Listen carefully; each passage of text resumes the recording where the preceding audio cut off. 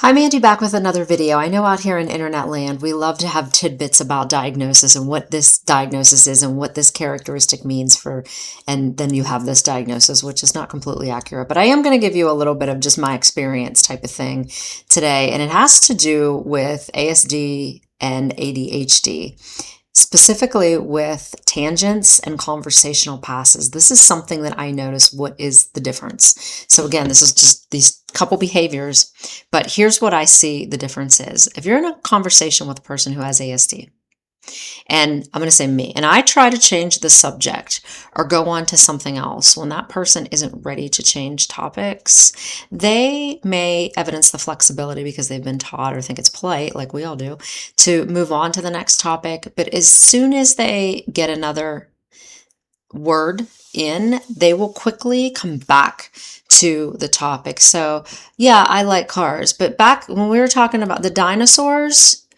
oh, can I ask you another question about cars? What's your favorite color car? I like silver cars, but a T-Rex. So that's what it looks like in ASD. There's this, I will pull the conversation back to where I'm at every time. So it appears to look like we're off topic, but it's really, I'm still on the topic that I'm on.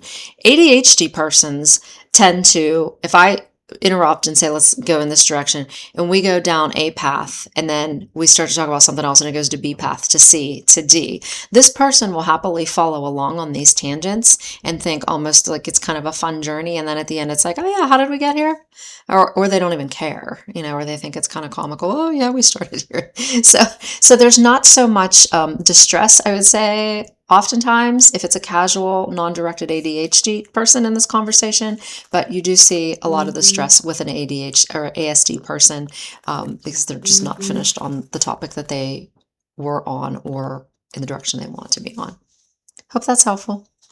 Stay tuned for more.